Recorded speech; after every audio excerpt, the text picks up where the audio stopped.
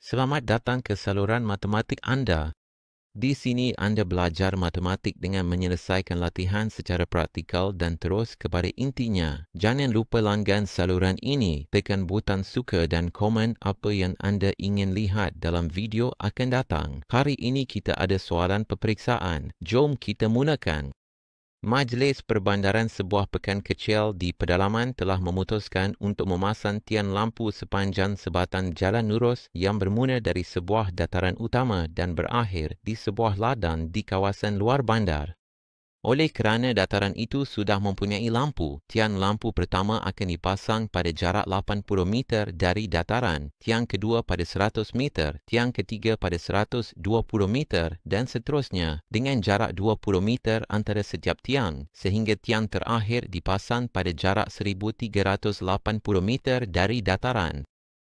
Jika Majlis Perbandaran hanya mampu membayar maksimum RM8,000 untuk setiap tiang yang dipasang, berapakah jumlah maksimum yang boleh dibelanjakan untuk pemasangan tiang-tiang ini? Apakah jawapannya? Jom kita mula-mula kenal pasti terma-terma di sini. Tiang-tiang mula dipasang pada jarak 80 meter dari dataran. Jadi kita akan panggil ini sebagai A1. A1 sama dengan 80. Tiang terakhir dipasang pada 1380. Kita tak tahu berapa jumlahnya, jadi kita akan panggil N sama dengan 1380.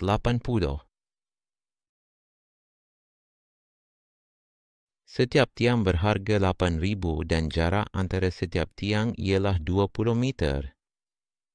Mula-mula bermula pada 80, yang kedua pada 100 meter. Yang ketiga pada 120, jadi beza antara mereka ialah 20 meter.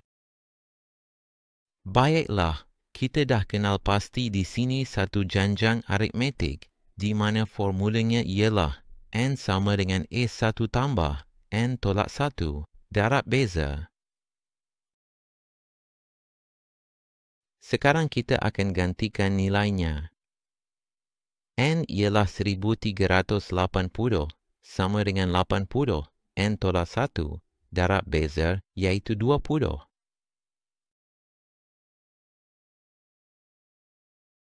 Jadi, mari kita buat peneraban di sini terlebih dahulu. Ia akan jadi 20 darab N, 20 N, 20 darab negatif 1, negatif 20. Jadi, ia menjadi 1380 sama dengan 80 tambah 20 N tolak 20. Kita boleh selesaikan di sini. 80 tambah 80 dan tolak 20. Jadi 1380 sama dengan 20 N. 80 tolak 20 jadi tambah 60.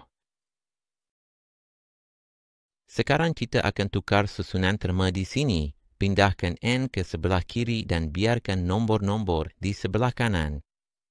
Jadi, 20 yang di sini positif, jadi negatif 20 N sama dengan 1380. Yang asalnya positif, ia akan jadi negatif. Jadi tolak 1380 tambah 60. Sekarang kita akan selesaikan kedua-dua ini. Oleh kerana tanda berbeza, kita akan tolak. Jadi ulang semula. Negatif 20N sama dengan 1380 tambah 60. Jadi negatif 1320. Jadi, sekarang negatif 20N sama dengan negatif 1320. Di sini ada peneraban. Bila dipindahkan ke sebelah lain jadi pembahagian. Jadi N sama dengan negatif 1320 bahagi negatif 20. Sifar di hujung boleh kita potong. Jadi tinggal negatif 132 bahagi negatif 2. Jadi, sekarang kita akan buat pembahagian ini. Negatif 132 bahagi negatif 2. Negatif dengan negatif jadi positif. Kan? Jadi, 1 boleh bahagi 2K. Tak boleh. Turunkan 13. 13 dengan 2 sama dengan 6. 6 darab 2 dapat 12. Baki 1 untuk 13. Turunkan 2. 12 darab 2 sama dengan 6. 6 darab 2, 12. Baki untuk 12. Sifar. Jadi, N sama dengan 66. Sekarang, adakah ini jawapan akhir? Tidak, kita kena kira berapa jumlah maksimum yang dibelanjakan.